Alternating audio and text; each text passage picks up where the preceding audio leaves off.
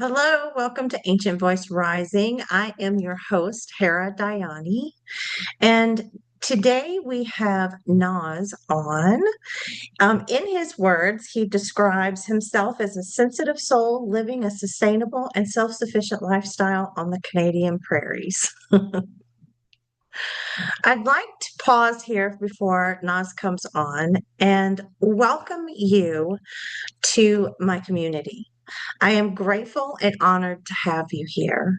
If you are interested in becoming a guest on Ancient Voice Rising, please go to the website ancientvoicerising.com. Scroll down, you will see a contact form. If you will fill out that contact form with your information and a reason why you would like to be on Ancient Voice Rising, the podcast, then it will send me an email, submit it, and I will reach back out to schedule your cast with you. I also offer one on one sessions. They're intuitive, guided sessions from the Council of Many Paths. This council is of many paths. I am honored to have you. If you resonate with the living transmissions that we do here on Ancient Voice Rising, please hit the subscribe button, the like button, the notification button, and the share button. By you doing this, you contribute to this channel so that it rises in the algorithm of YouTube. And I would be so grateful for that. We have a lot of gold nuggets here on this podcast. It is raw and authentic, and everyone that we have on is in their authenticity, is sharing their truth. I love you. I am grateful. And I welcome each and every one of you. You are formally invited to please like, comment, and submit your submission forms to be on the podcast. I welcome you with an open heart and open arms.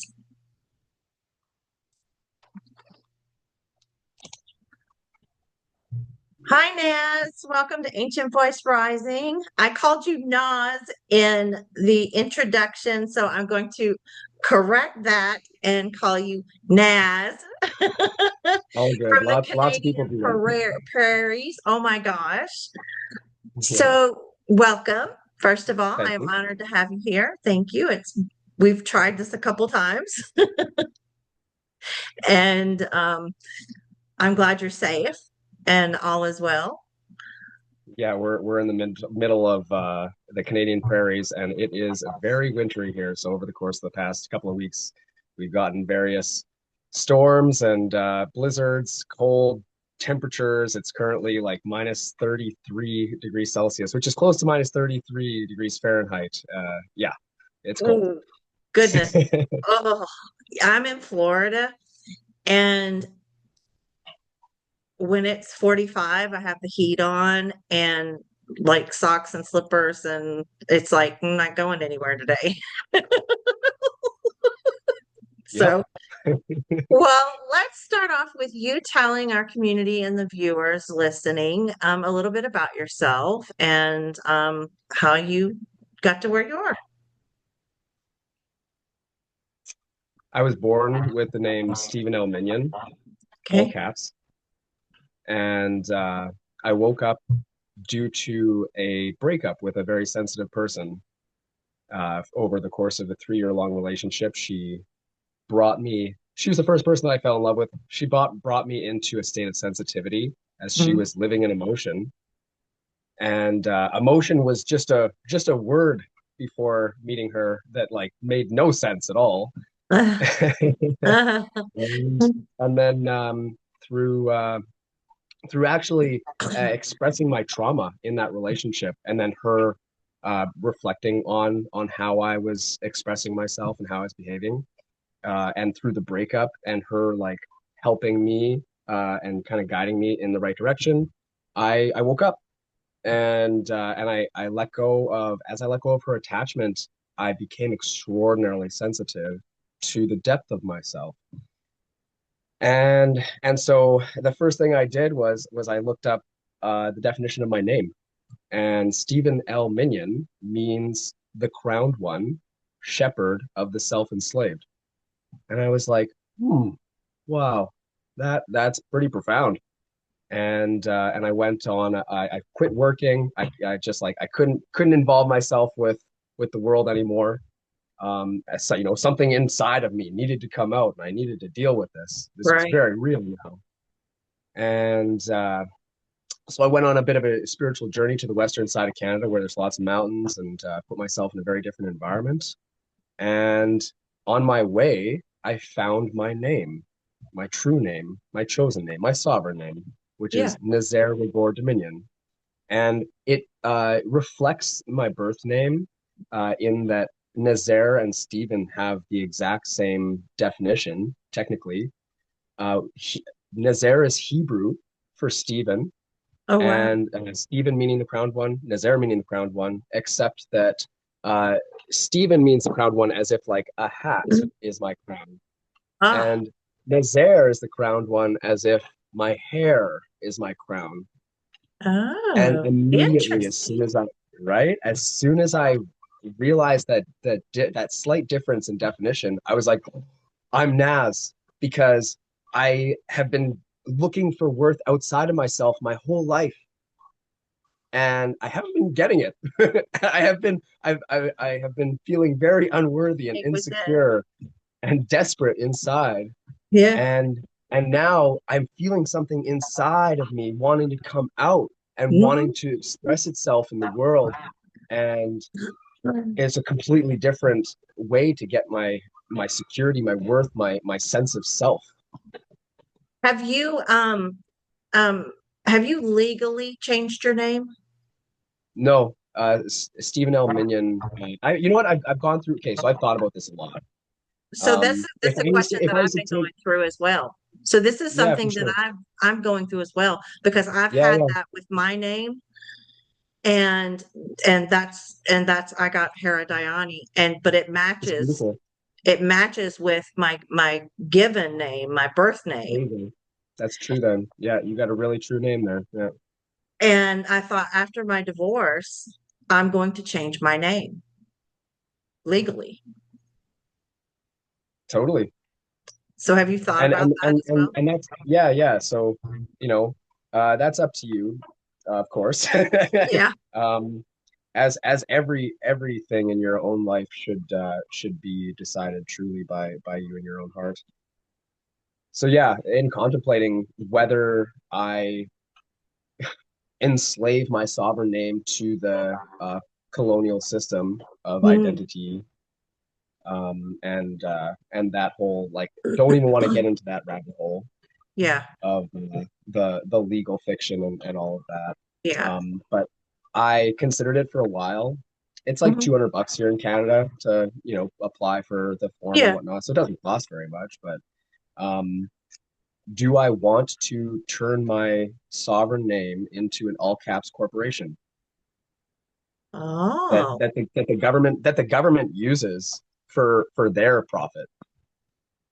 There's certain things that the government does that are good, but like I'm not interested in participating in that system. So I want to keep my sovereign name sovereign, and my slave name can stay my slave name. So Stephen L. Minion, all caps. And I correct people now because I'm not Stephen L. Minion with capital S and T. I'm not that person anymore. I identify to interact with the public domain. I identify as Stephen L. Minion, all caps. I am one who is self-enslaved. I have enslaved myself to the system.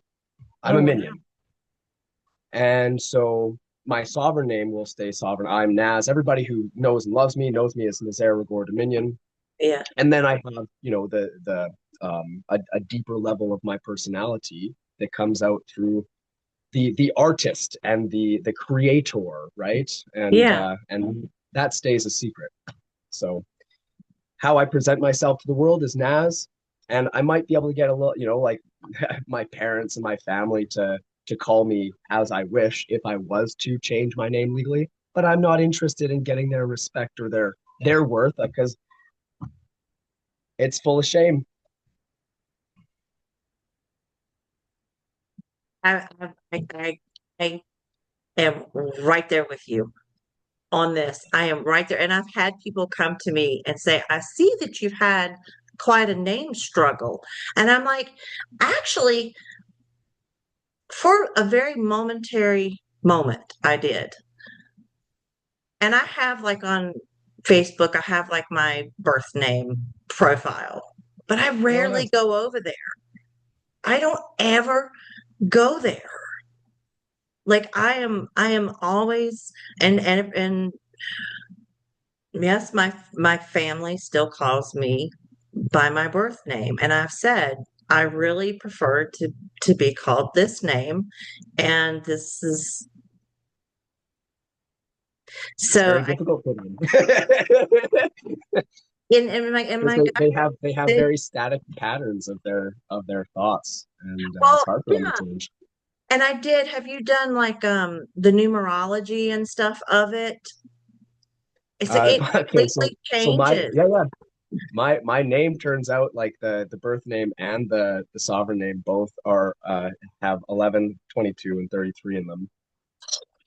That's so weird. Because my birth name, I'm a master number 11. Beautiful. Yeah, yeah. But if I change my name, I go to a 5. Oh, interesting. So I was like, wait a minute. How do I kind of want to work with this, you know? So Yeah, with that. I'm sitting with that because I'm not all I hear is not everybody will understand. exactly. Not everybody will understand regardless of how you express yourself. The question becomes, can you express yourself truly for yourself? Yeah, that's what I'm It, doing. it doesn't it doesn't matter about them. It doesn't matter. It really does. It really truly does. But like you're going to connect with the ones who really matter, and they're going to be able to connect with you when you're expressing yourself truly. Yeah. When I claimed it, I said, you know what? Yeah, it is like a train in motion now. Totally.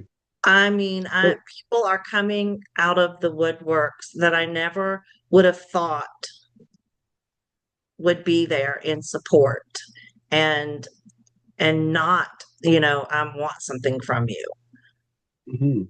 you know? So this is, see, I told you we could go, sometimes we take a right, sometimes we take a left in these conversations. It really depends on where we go, but we'll go Of ahead and course.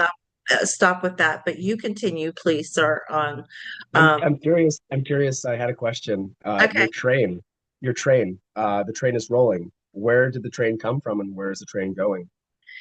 You know what? The train seemed like it was sitting at the station for a long time until I entered the separation section of my marriage. And then the train took off too fast. And now it's like, now the train is gaining momentum in what makes me light up. I talk with my hands, with what makes me light up, with what makes me happy, with what makes me dig deep. And so I find myself shifting on that train. Like sometimes I'm the conductor, sometimes I sit back and I witness. Beautiful. I love this metaphor. That's great. Yeah. Yeah. Yeah. My train took off a little bit too fast too, and I had no idea how to ground. And I went super duper high. The train fell off the tracks. But it was exactly the crash that I needed. Yes. I did too. I left a lot. I mean, I I left I like opened the window and tossed it out. I was like, that's it. Totally. Yeah. I said, I claim it. Hold on a minute here. Good stuff, bro. Yeah. So yeah, Sure. once I started claiming myself um as my true being, Hmm. I began experiencing life in a very different way. And I began manifesting synchronicities Mm. of connections and experiences that allowed me to deepen my understanding of myself and of the world. And it's just amazing when you follow your heart instead of Yeah. following a plan or or someone else, right? In a completely different way of being. And I was just awestruck by how beautiful life can be when you're just present for the experience of like everything that's going on that you can possibly be conscious of. Yeah. And really allowing your senses to envelop the totality of yourself, which is all that you can possibly sense, plus everything else that you can't.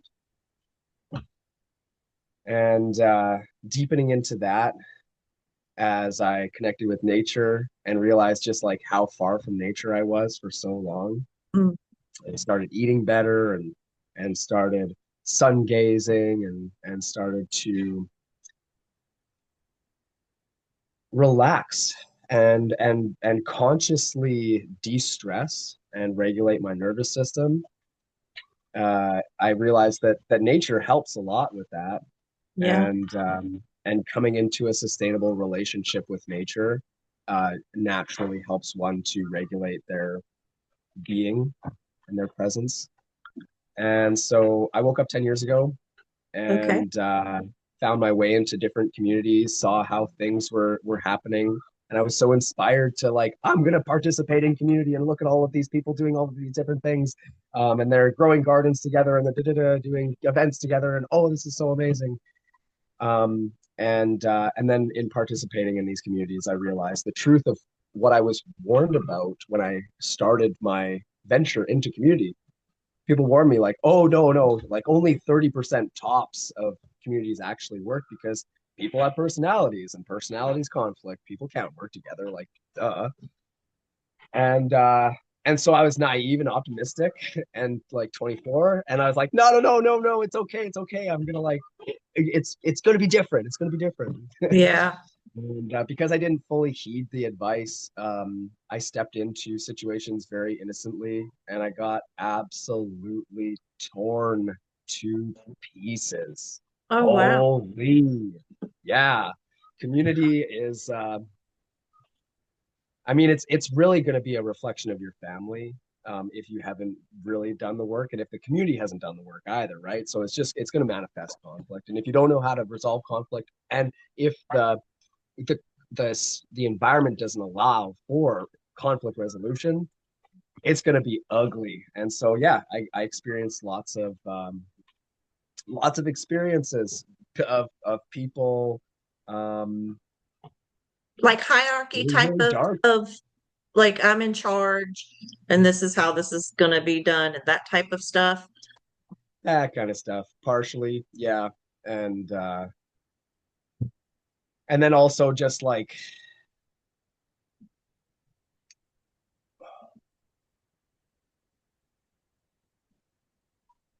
like I okay, so it's a good example of like what I have been doing with my family. So my family, there's some like intrinsic conflict that is just like it's there.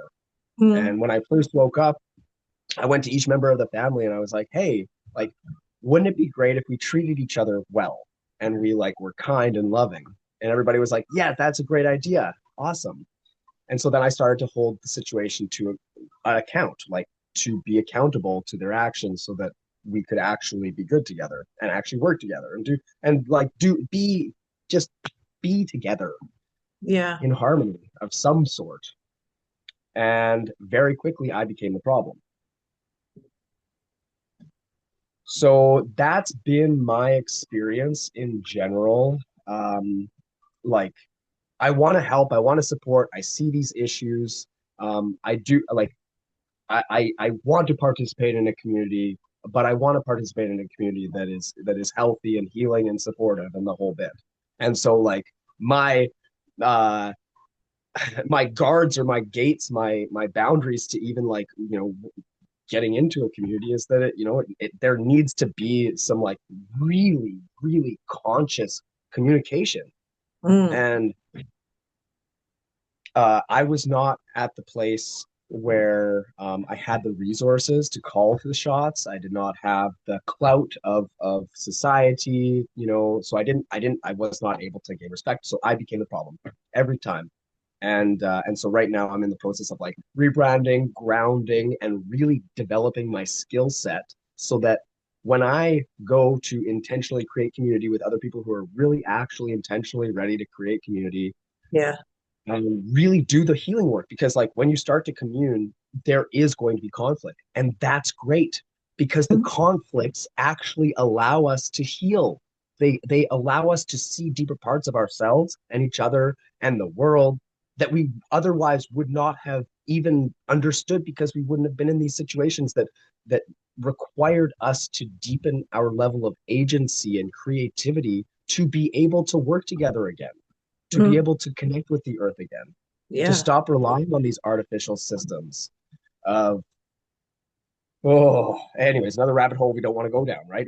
So I want to focus on the positive, and I do want to like share a warning, like be careful, Yeah. but at the same time, um, you gotta follow your heart and follow it into experiences that might hurt real bad, and that's an important part of the experience too, so that you can empower yourself and ground yourself so that you can actually go into situations with the boundaries and the communication and the tool set that you need to really create the lifestyle that you really want to create with the other people that you really want to create it with, and that they want to do it too, and that they're ready to all work together and make life very meaningful and fulfilling simply just by getting our survival mechanisms met sustainably. Yeah. So let's get into so now you were when we in some of our messages we've talked about this, how you've learned some lessons from the earth on sustainability and building your own Yeah. place and that kind of stuff. um we are seeing a lot of communities starting to come together, and a lot of sustainability, what is known as sustainability, let me say it like that, what is Yeah. known as sustainability come on to the scene. What is your experience? What has your experience been coming out of those communities, learning everything that you've learned and coming into where you are now?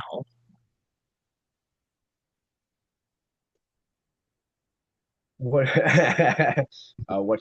what about that do you want to know what I So learned? Yeah.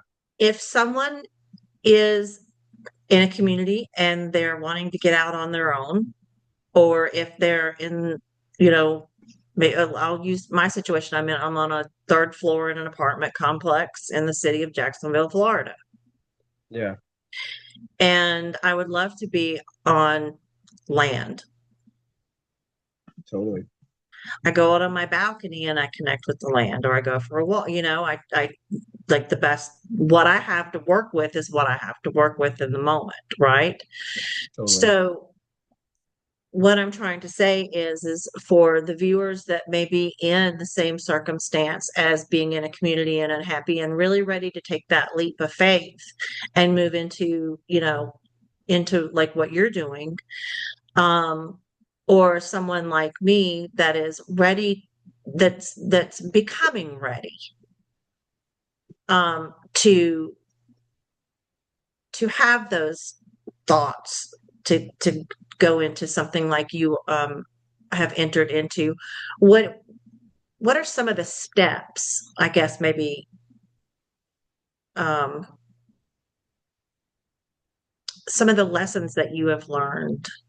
Am I making sense? I'm kind of all Yeah, over the yeah, place yeah. with it. Yeah. No, I get it. I get it.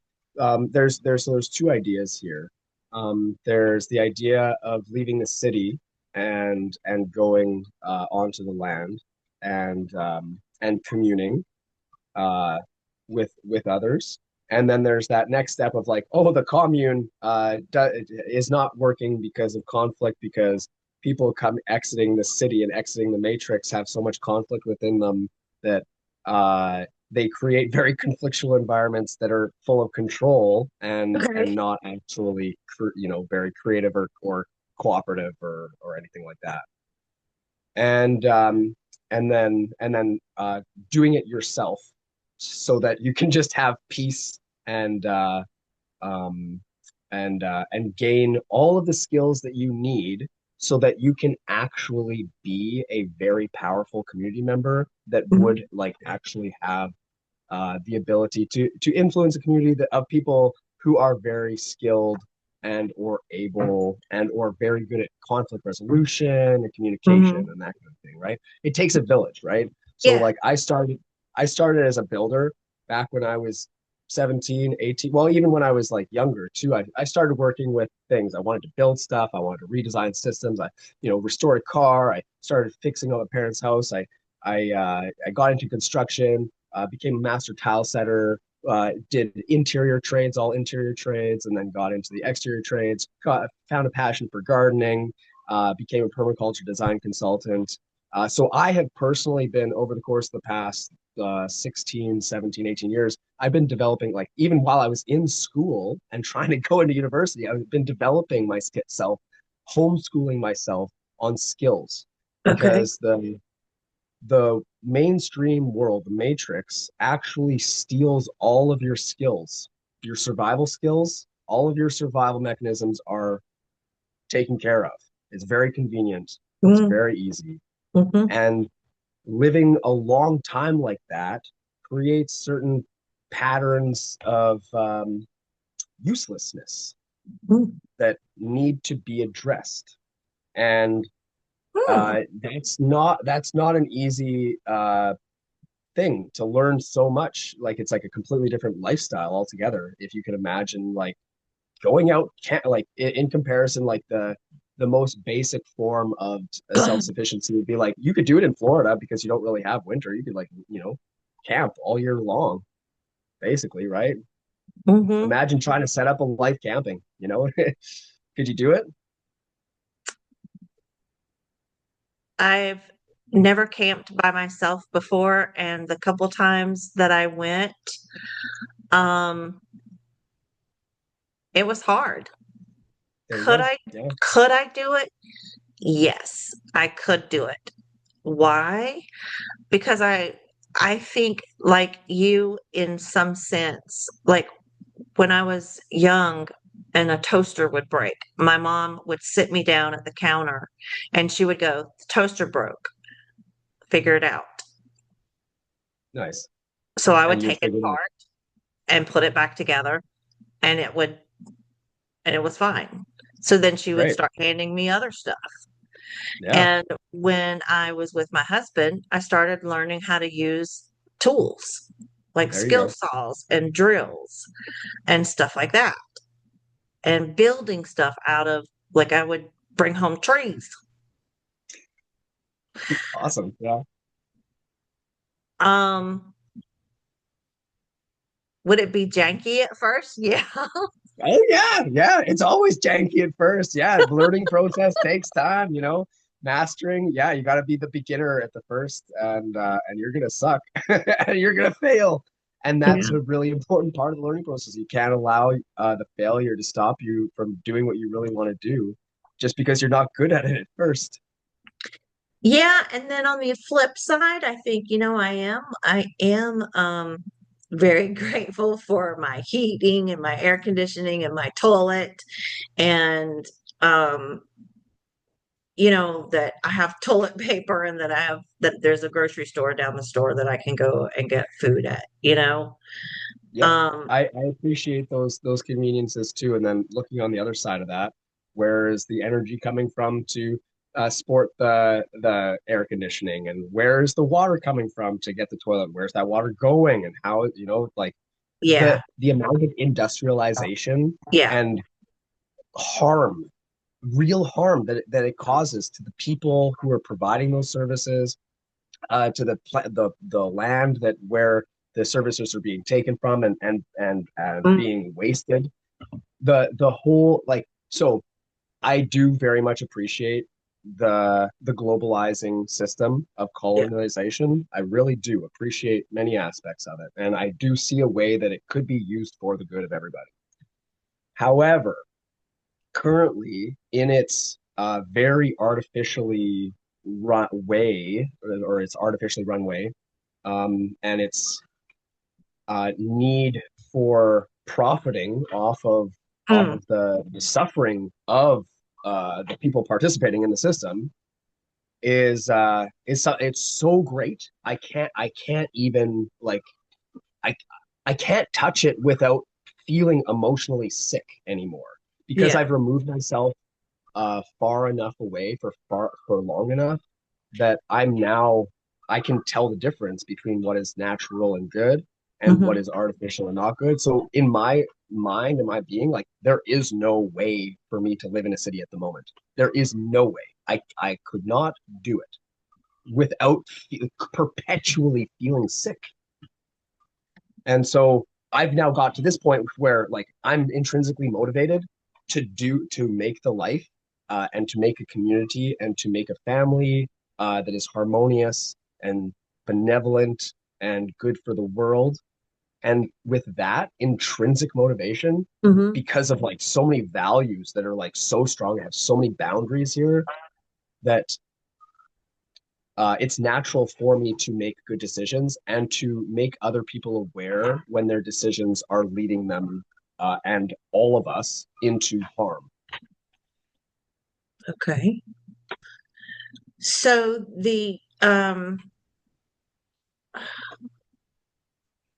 I guess what would be the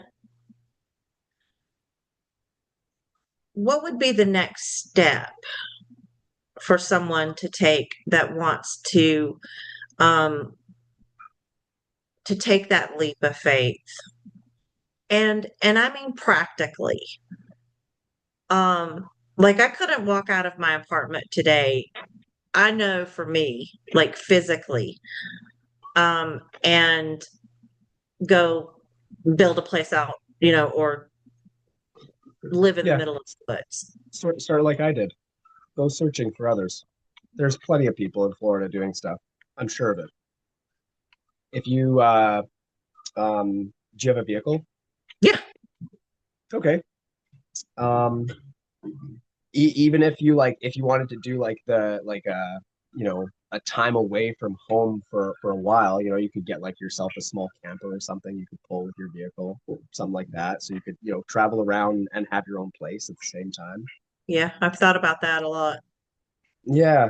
But like first off, like doing some research into your area and or like even states around you, where are people doing stuff that you can participate in it, right? Okay. Like they're looking for help, they're looking for support, they're always looking for volunteers, they're always looking for woofers, they're always when you're building a community, you can never have enough help, really, truly. Right. And Okay. so if you can be like earnest, honest help to a Hmm. community, you can learn so much by just going and participating and helping in whatever ways you can, And that's move their needle a little bit. And then in that process, you get to learn like about how they're doing it, how you could potentially do it. You could learn about the pitfalls of things. You could learn about all of the benefits that they're experiencing and the good things that they're doing. And you just get to witness, right? And so the learning process takes a long period of time. And so actually placing yourself in the environment or yeah. in an environment where something is happening, Mhm. something different is happening, regardless of what it is, that there are things happening that are in alignment with what you want your lifestyle to eventually be. That's huge. Mm. Yeah, there's been times where I just wanted to get in my car and drive and just go and You just should follow that see feeling, see where literally, it and goes. just see where your heart takes you. Yeah. Yeah, not Even if you feel underprepared or like this feels crazy. In fact, those feelings and those like they can be the most enlightening. They lead to the most enlightening experiences if you follow that thread truly, Yeah. because there's someone or something on the other side of that line calling you. It's like a phone call for Yeah. your emotion, like, right? So if Hmm. you keep on like putting that phone down, oh no, I'm just gonna like, and I've done that a whole bunch of times. So like we all do it, right? We're all ready to take that call sometimes. We're all not ready to take that call sometimes. We gotta accept that and allow that and forgive ourselves. But yeah, if you have the opportunity and you're able to say yes and follow it, it's the fastest way to growing and awakening and becoming your true self. It's been something that has been coming up for a long time. So it's just a matter of um, doing it with so many commitments that I have here. Um, Yeah, that's the thing. The our personal attachments, they can support our comfort, but they can keep us comfortable in something that might not be as comfortable as it could be if we let go and did something even more true.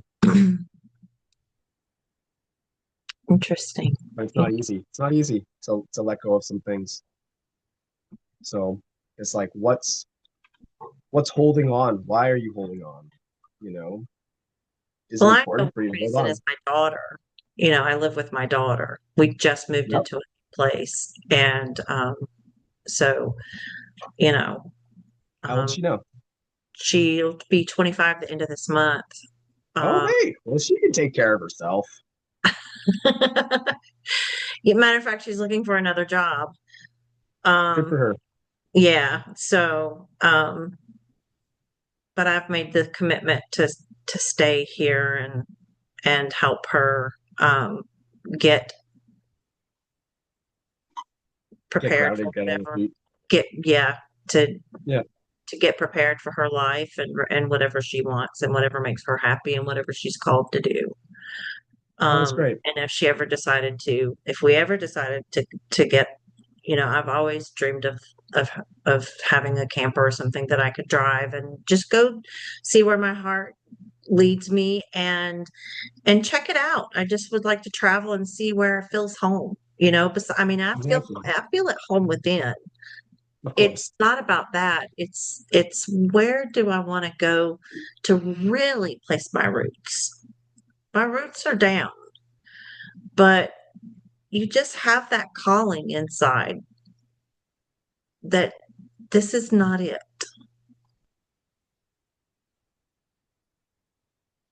Yep. So I think we're working through some of that stuff right now. Other my other family, they're like, you go do what you want. They don't have a problem with anything like, there's no problems there. So I would need to learn how to take care of some plants a little better and grow some stuff.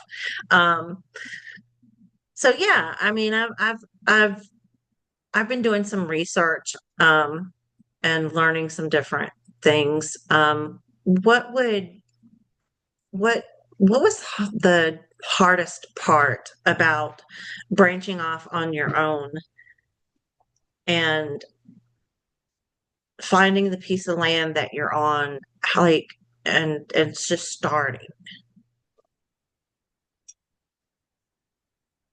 Hmm. Well, for me, even just gaining the down payment for a mortgage was something because I had spent quite a few years trying to commune in ways like without very much work and just doing gigs and stuff. And so I was out of the workplace for a while, and so I had to like step back into the mainstream world for a couple of years to save up enough Mm. money to uh to purchase this place outright. This it happened to it all happened so synchronistically. So um I was looking for a little bit extra um to help with the the purchase. So I went to my grandfather, who's like been ousted by our entire family because he's a sociopathic, abusive, very, very not nice person. Mm. But no one's connected with him, and so and he's getting close to his death, and I had always been trying to like in my mind try to get there and to see him and connect with him, and then finally I got up the courage to do it, and it's been a couple of years, or at least a couple, 6 years since I had seen him, and and the last time that I'd seen him, like I had given him an opportunity and he hurt me. And it was really sad. But anyways, so over the course of the 6 years, I was healing and I was like, okay, I got up the courage. I'm gonna go do it. I'm gonna go talk with him, connect with him, and I'm gonna get his will. And sure enough, I show up there and his neighbor is like sweeping up his front step, and I'm like, hey, where's the old guy? And he died a week earlier. Wow. So that was an interesting synchronicity. Our family would not have known about his death if I wouldn't have like found that out. Oh, wow. Um, and that he had given his will to like some random person, not random, but like uh, I'd actually met this person. They were doing handyman work for him, and this person then purchased a home shortly thereafter. Good for them. Um, so in disclosing this whole thing with my family, my father, who really loves to share his love financially, stepped up and said he would support me in the purchase of the house. So I didn't have enough for the full purchase of the home, but I did have enough to like do renovations, fix, clean, and prepare and make the whole place work because I purchased a derelict property and I purchased it for the same amount of money that most people would put a 5% down payment on a home, Wow. and so I really deeply do appreciate the support from my father, and that's also been one of the most challenging things too. Is like being dependent on someone who is really only focused on money and like following all of the rules and just like you know playing the game the exact same way that everybody's playing it, or else you could all of the bad things that could happen, all of the fearful things, all of all of that stuff, all the fear, right? And so I've been in a certain sense fear mongered over the course of the past year and a bit, because of my attachment to my family, and I've been uh, working this attachment over the course of the past 10 years quite heavily. And so we've changed a lot, even though they have um, no ability to reflect on the truth of the situation. The situation is very different. We treat each other very, very differently, and I really do appreciate that. It's still very far from what like Yeah. the truth.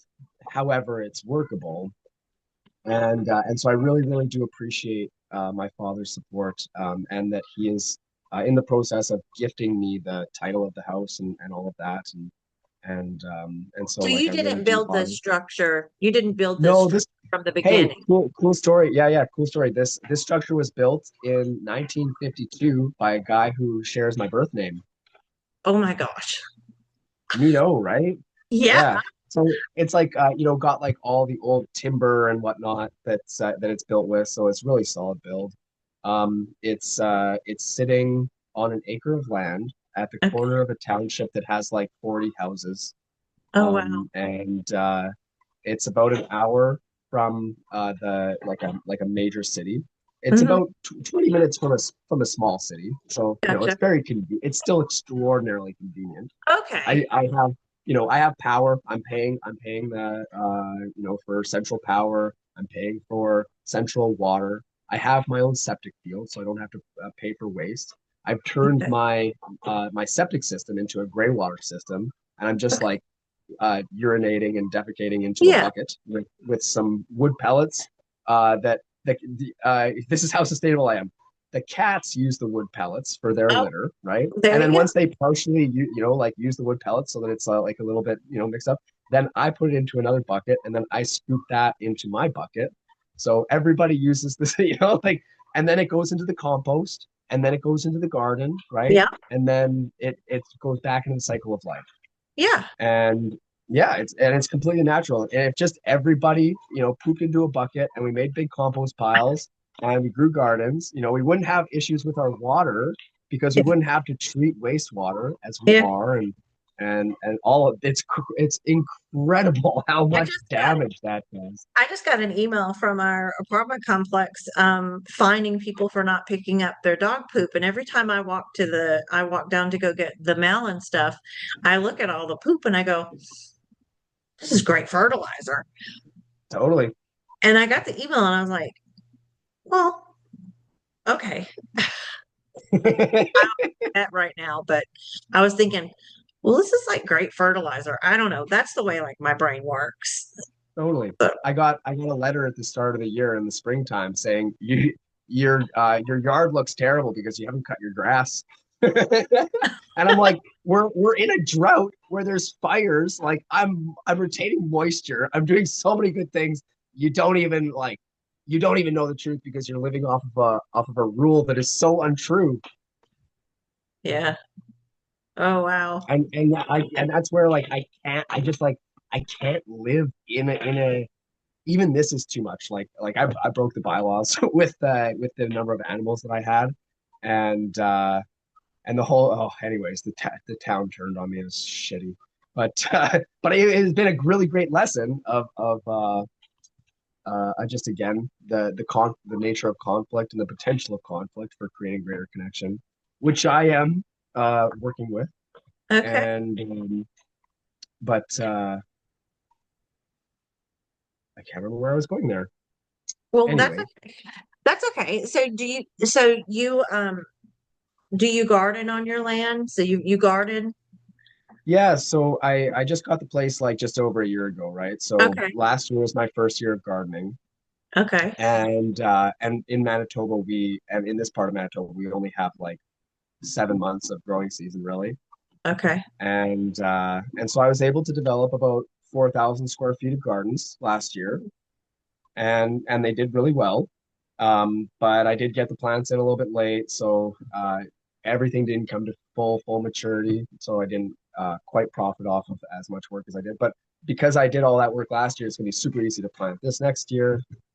And the plan for the property is to develop the whole acre into like permacultural oasis, where like most of it is gardens. Otherwise, there would be spaces for a workshop and for some storage and for social atmosphere. Like there's a garden that goes around the fireplace.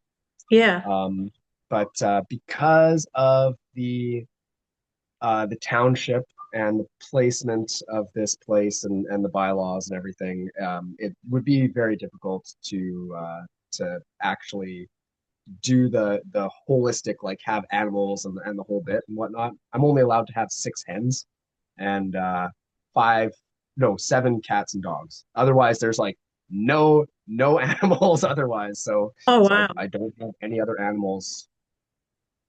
Mm-mm. But yeah, the experience of raising animals and being with animals and creating environments for them to intermingle between species.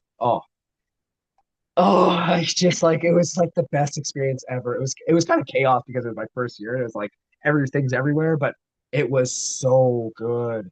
I felt so fulfilled by being in everyone's presence and interacting with everybody. I had so I do have 2 dogs and 5 cats, and I did have like 40 chickens and like 30 ducks and like geese What? and turkeys and I had 3 goats and 4 pigs and Oh, my.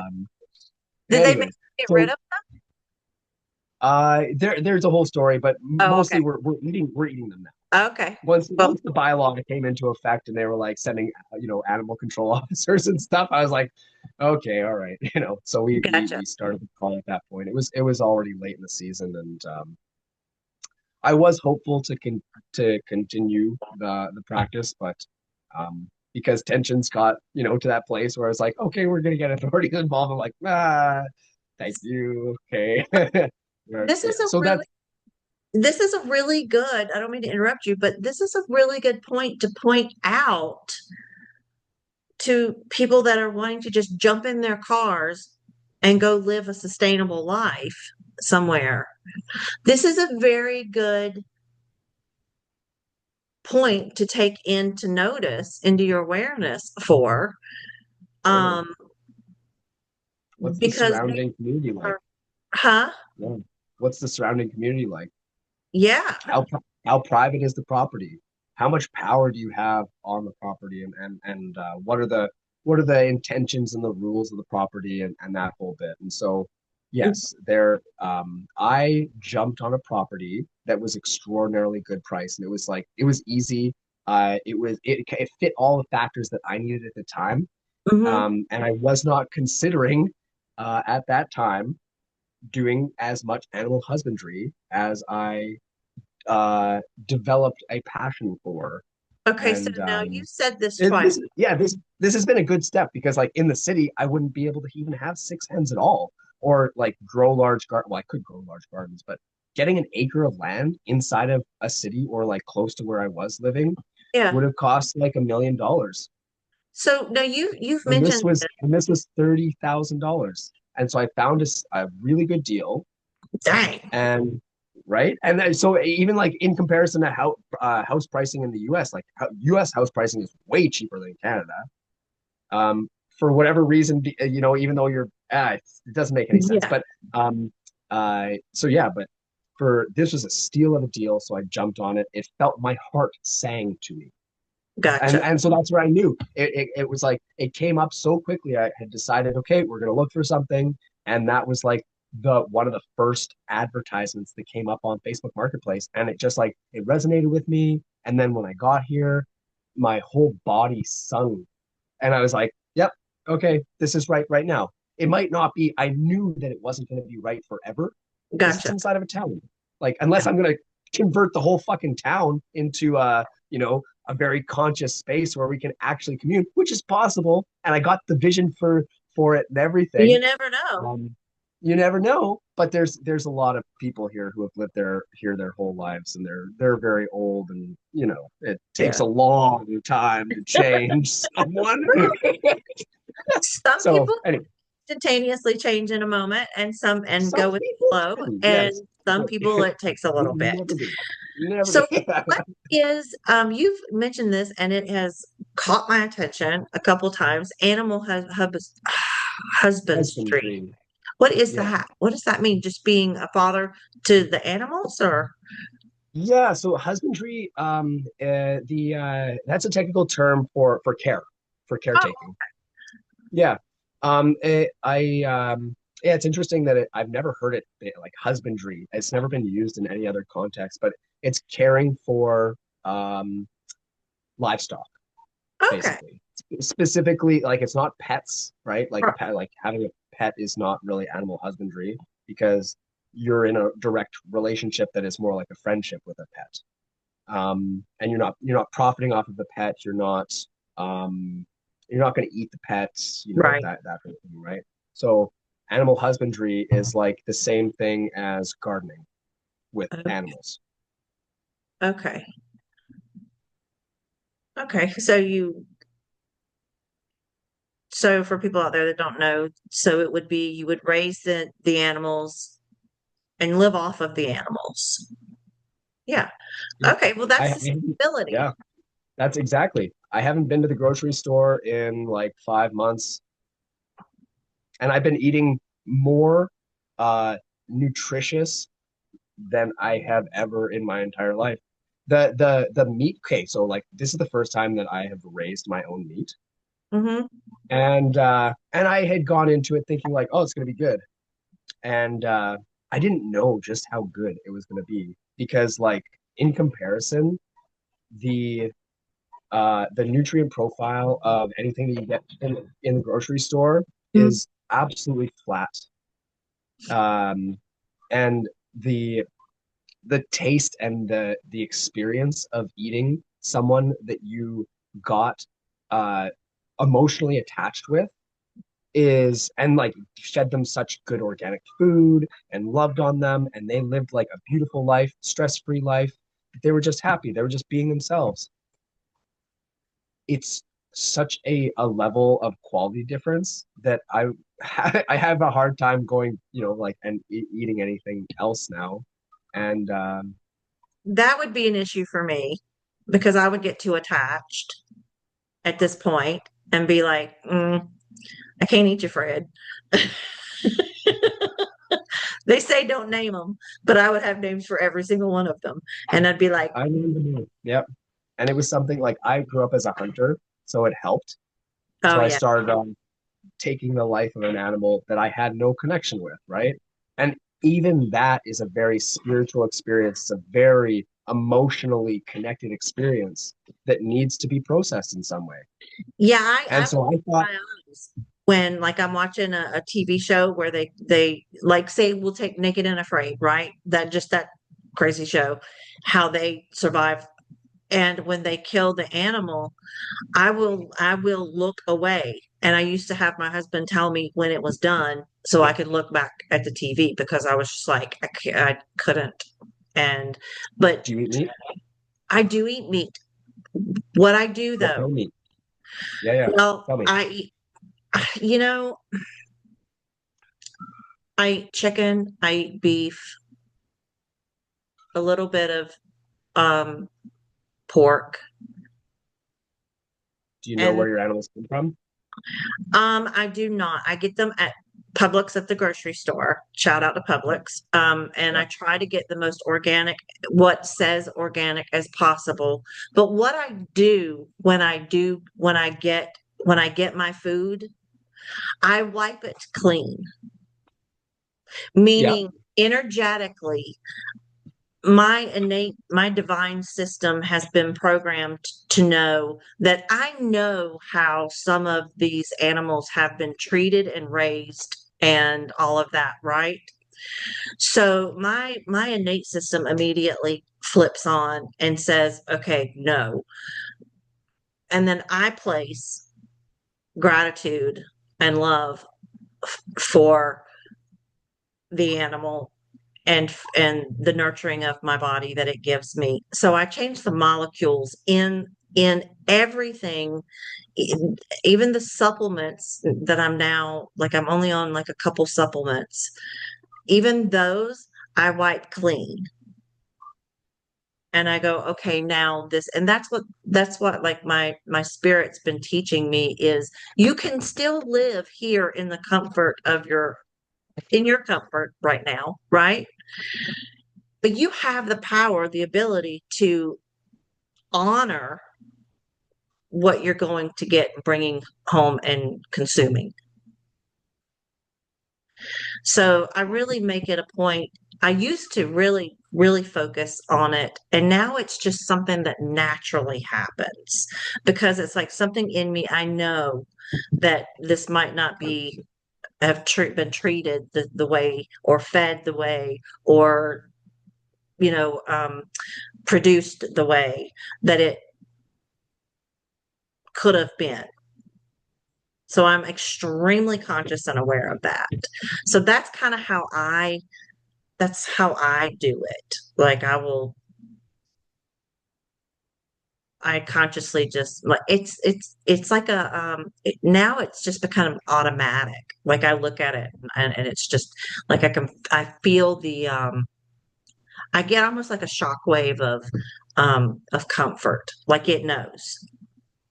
Like the energy knows that That's great. I That's great. appreciate Yeah. it and I'm grateful for it. So it changes how it nourishes my body and how my body receives it and energy. I deeply appreciate this perspective.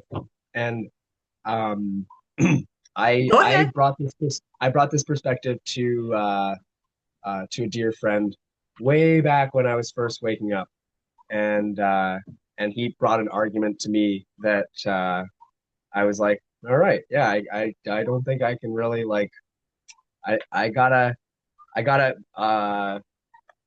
look at, the real effect of what it is that I'm doing. And I don't want to dissuade any prayer because prayer is so powerful and our electromagnetism has great potency to change the dynamics and the chemistry and the way of the world truly. So all the power to you.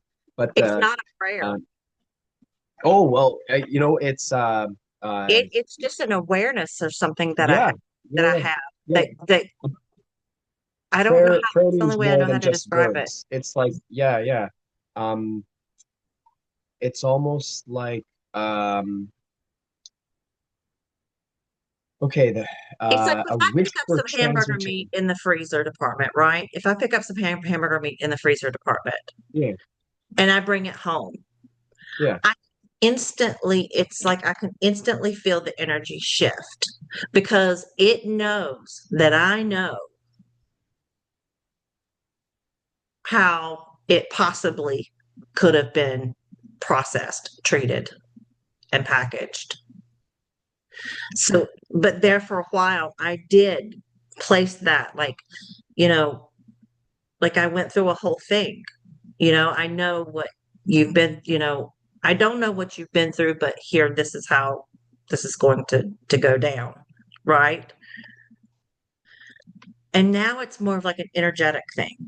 It automatically happens. And it's an energy, it's a feeling. Do you, does that make more? of course. Yeah. Okay.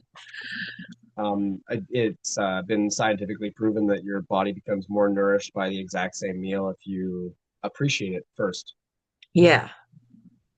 So uh, there is that. But the metaphor that my friend brought to me was the difference between a glass of water and a glass of gasoline. Okay. Can you pray over the gasoline, or can you do your thing over the gasoline enough that it will nourish you the same way the glass of water will?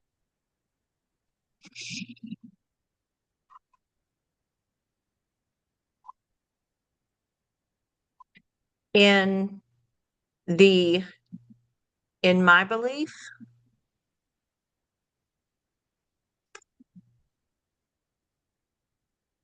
I would say yes, I could change the molecules in the gasoline. Not Now most people would be imagine, able to do that, but yes, yeah, yeah, I believe I could yeah, change the molecule. and I believe you can do it too. And though those same powers applied to the glass of water, Mm, you would be turning water into wine. mm, yeah. So, so really, it's just like, yes, you have to do the best with what you have, but Hmm. what you have affects how you do. Does that make sense? Yeah. Yeah. So, um, I thought that I was going to have more trouble than I did. And I Hmm. had to deal with my emotions. And there were some very challenging situations that I was not expecting to have to come up, and they came up, and I dealt with them. And there were some mistakes made, and that was great points for learning. But for me personally, Hmm. Yeah. I want to have a deep connection with my food and where my food came from, and to make sure that that food was like if I didn't raise it, that was raised by someone who really loved on it. And Yeah. because that makes the actual product that I get better, so that when I pray over it, it becomes even better. Mm, And so, like, the whole process of giving someone with a personality, with a spirit, a name, getting to know them over the course of many, many months, hmm. seeing them every day, touching them, making eye contact, interacting, speaking, appreciating. And then when the time comes to take their life and to process their body, to take their life, to process their spirit so that there is a clear channel for them to go and be as they are meant to be and come back if they're meant to come back, and then to process their body. And in that whole time, like there is a deep state of appreciation for their being and for their spirit. That is And cool. every time I eat them, the ones that I was really emotionally connected with, I'm like with them every time. Like I'm chewing on their delicious fibers of protein, and I'm like remembering them, and the connection that I get, and the feeling of fulfillment that I get from that experience of that whole process Hmm. is so far beyond um the what I was experiencing before, when just go and buy the burgers, or I'd go get some fast food, or go Yeah. and um you know Drastic it's difference. is so different. Yeah. Wow. And I like, now that I've tasted the real way, there's just no going back. Do you And get now I know. emotion? So there was one major mistake that I would say probably got me most emotional was that I had two different sets of pigs, and I had to put them together for a short period of time, and the boars started fighting, and it got pretty ugly pretty quickly, and I didn't have anywhere else for them to go, and I wanted to do the call soon enough anyways, but I didn't want it to do it in that way where it was kind of rushed. And I did not have a gun at the time. All I had was a sledgehammer. Mm. And I ended up with a really bad headache that day, even though I did go, like, I was very present with the process, and I was still very appreciative. Um, the larger pig did take quite a bit to um, the decommission is one word Hmm. that we use. And it was a very intense experience. And I was left like out about like a minute after his spirit left. I got some heaviness in my body, like real heaviness in my body. And it manifested as like an all-day headache, and I like never ever get headaches. And so it's just like the karma of the empathy of the relationship that I have with them is going to be felt. And so then how I process the situation needs to be in a greater harmony, and I need to do it in the most humane and beyond that earthane way that I possibly can. As an empath, I can't do wrong, because if I do, I can, but I'm doing wrong to myself and I feel it. And the Yeah. reason why we have so many issues with this world right now is because people are disconnected from their emotions. Mm. And so they can hurt other people without feeling it. And they can profit off of hurting other people and not feel it. Not really. I mean, of course they're feeling it, but they just don't know it. Yeah. They're covering it up with like, oh, they got some money, they got some luxury, they got some convenience, they got some control, they got some power. And that's the world. And we are waking up to our empathy that we were born with. We Mhm. have a nervous system that is enlightening with bioelectromagnetic energy at every single moment. Yeah. And there's so few of us who are actually experiencing that. I feel like I call it rocket boots. Because my feet will get hot and I can feel the electricity moving through my feet and it'll move up and down, up and down, and then it'll come out of my hands. Um, and to get It's used cool to that, stuff. it took a while. Totally right. And It's a very new experience. still to this day, I'm like, all right, I'm like calm, I just keep going calm in it. And sometimes I have to go stop and it'll immediately, I could just be like, and it's probably because I've been working through something, or I've been out doing something and didn't stop and remember to breathe, and all of that. And it's like our nervous systems are starting to relearn how to, or we are relearning how to remember how our nervous systems actually work and how to work with them, and to be aware, to pay attention to that. um and that goes with our daily living.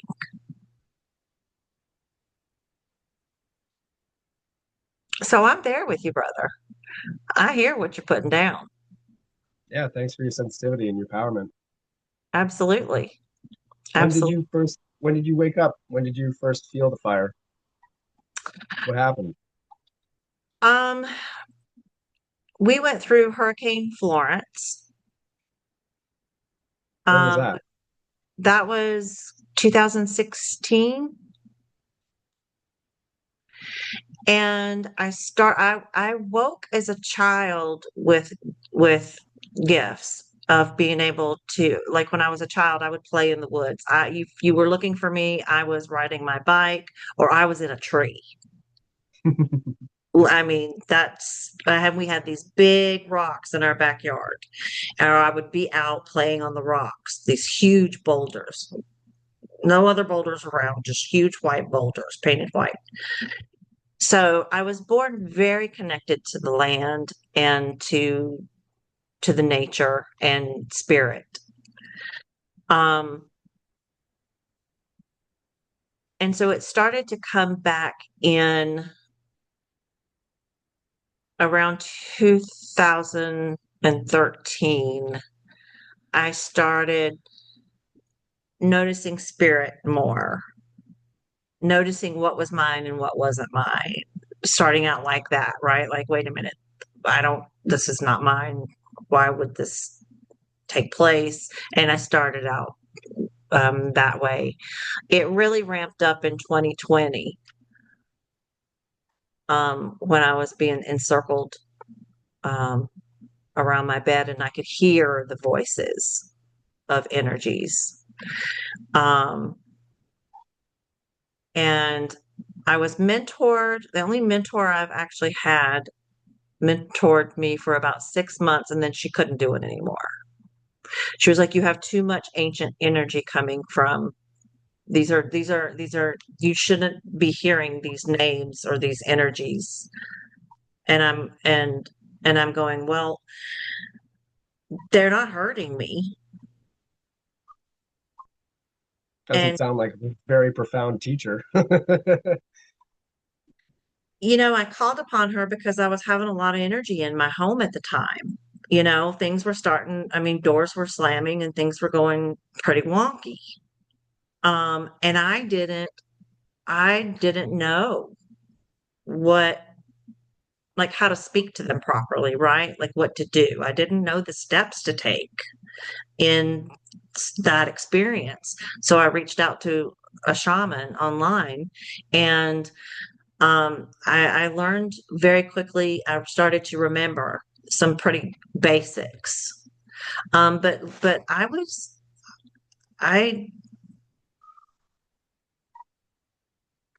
it it was terrifying to hear someone speaking and audibly hear them, and to not see the spirit, but to know exactly where it is. And then learning to take those projections off of those those energies that had been projected onto. Um, we'll take Christianity, for example. Some of the energies in there that have been projected onto.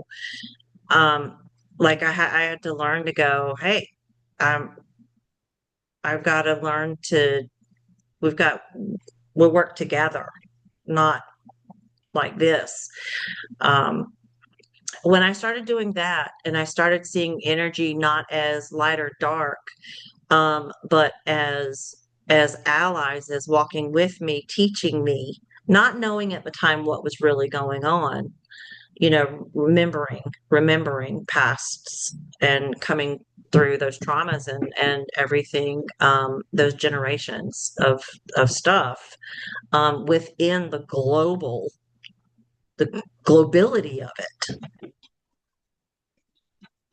Um, it was terrifying. So I did not ever look for another mentor.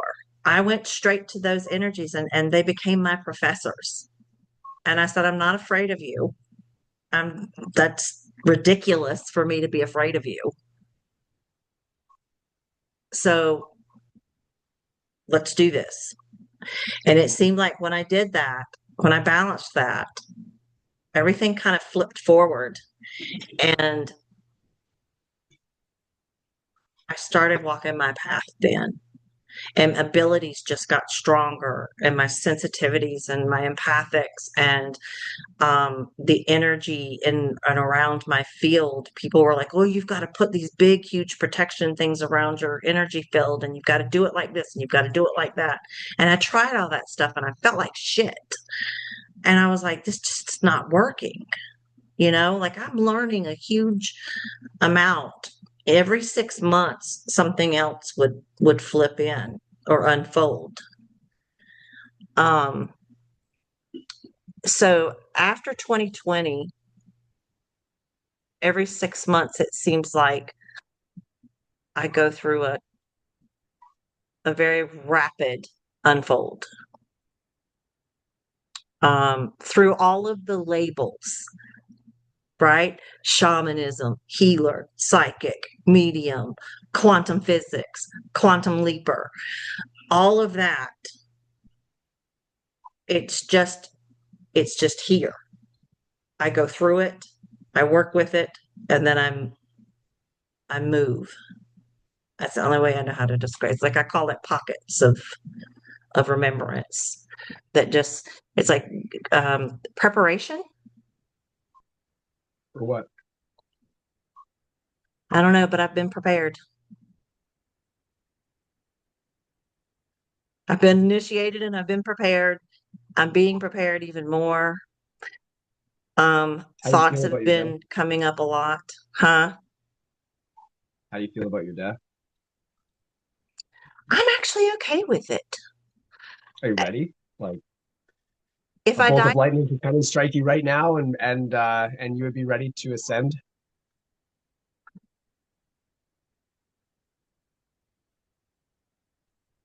if death came for me right now, would I be ready to ascend?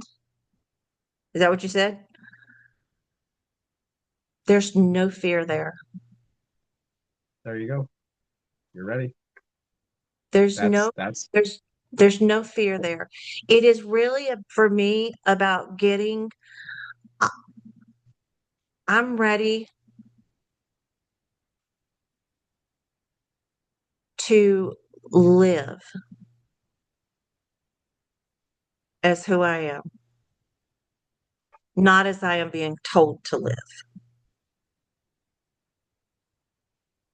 hence you're presenting yourself as Hera. Yes. What does it mean? So Hera is represents air. Um, it came from my birth name Heather, which is a flower. It's also it has Greek ties to it. I've come to terms with that. And Dayani means deer. It also means something in Sanskrit, and I don't know, I cannot remember at the moment what it means in Sanskrit. Um, but it is rapid, it's loving, it's powerful in the sense that there's no more judging myself. Negatively or self Like the critic, self-compromisingly. yeah, like the Because critic has stepped back from yeah, the table. yeah, yeah, yeah, the complaining negative critic, because critique and judgment are very important aspects of making good decisions. Yeah. Well, So, I think that's a work in progress. We all have mhm, choices to make and decisions and or discernment. It's like there. I always hear, use your discernment and do the best you can to the best of your abilities. Don't take the world on your shoulders and don't take all this on yourself, right? Like, use your discernment and move through it, move with it, and allow it to unfold and let go of what you can't control and be with what you can.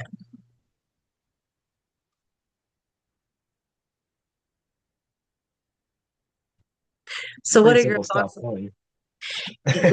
when when you go through all of this learning, taught how to do this, how to be spiritual or how to be an empath or how to do this or that, it's like you're taught all this stuff, and then when you get to a certain point you have to unlearn it in order to really get to the point of attraction. There's where I'm at. It's a Unlearning, good place to be at. Yep. unlearning everything that I've been taught has been, um,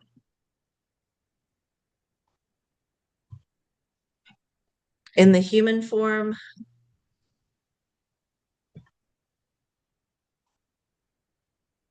unnerving at times, but the will to flow through it and with it outweighs what the body feels sometimes. So as we change and move into what we think it is that we want, or the visions that we get and the downloads that we get, there will be very uncomfortable experiences where we meet those parts of ourselves that have been there the whole time, and we've been holding on to that part of ourselves the whole time. We didn't even know it. Yeah. And letting go can be very, very challenging, and it can be very unnerving and scary. And it's so freeing when we do. Yeah. Yeah. And I've then my fear. afterwards, we're making that new decision and doing that new thing. And we're Yeah. like, oh, why didn't I just do this so much earlier? Well, if you would have let go of that too early, who knows what could have happened? You could have, Yeah. the train could have gone off the rails again. So you got to be careful. Yeah. I've learned not to take my time here for granted and to lean into it, and I'm learning to let go and live, really truly, um live and live with all of me.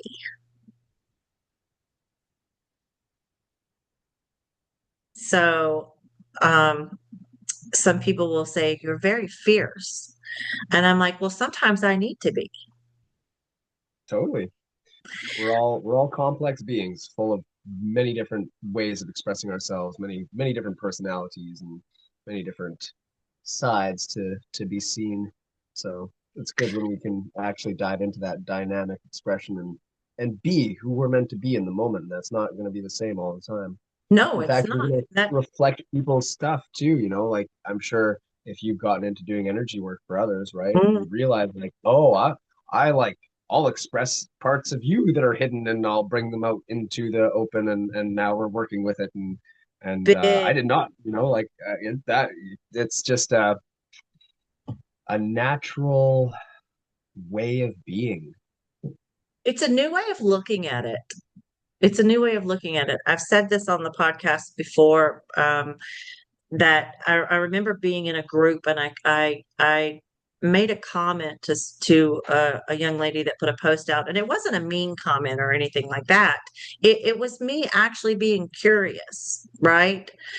And she came back to me and she said, I want you to go and stand in front of your bathroom mirror. And I want you to look in that mirror and tell yourself exactly what you just told me. And I'll be standing there holding your hand while you do it. And I did it. And I thought, well, shit, light bulb went on. And that was another big marker for me. Because I'd never been one to use the reflection or to think of things being a mirror in that manner. But now I look in the mirror and I smile and I wink. You got this, girl. Fist bump. So I do try to speak to others the way that I would like to be spoken to, with respect. And the thing about this podcast is having these open, raw conversations and getting into, you know, how you got from A to where you are in your journey. I think it's very important these days for people to see that yes, we are all one, but that doesn't mean that we lose our individualization and that we don't have our own paths to walk. And all paths should be honored. Unless they're uh, harmful to others' paths, and then they should That's be the universe. honored um, with boundaries Yeah. in whatever form they need to arise, as even taking life can be benevolent. Yeah. Yeah. And yeah, the uh, the intensity of our truth can be very triggering. And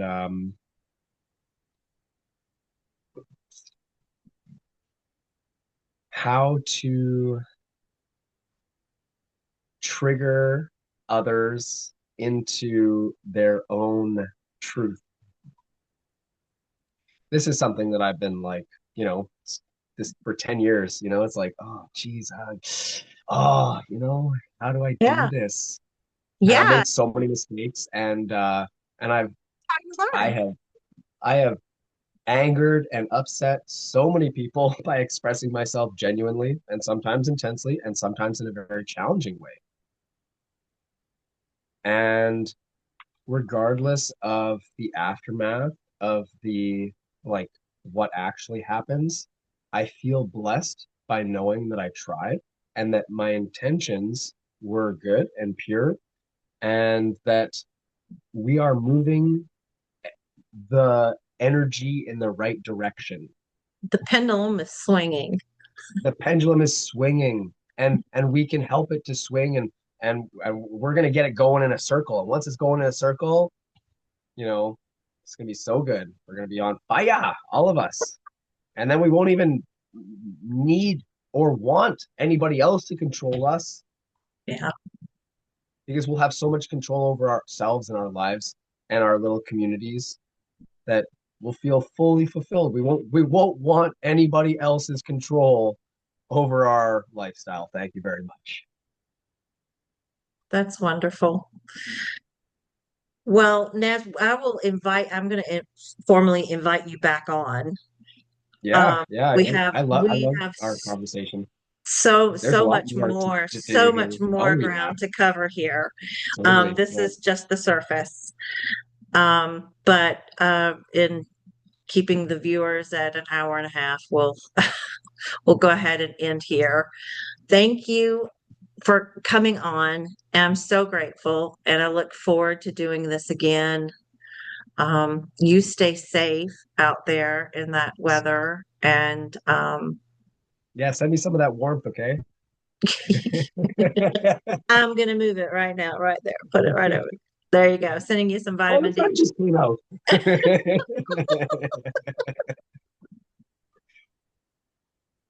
Thank This has you. been lovely.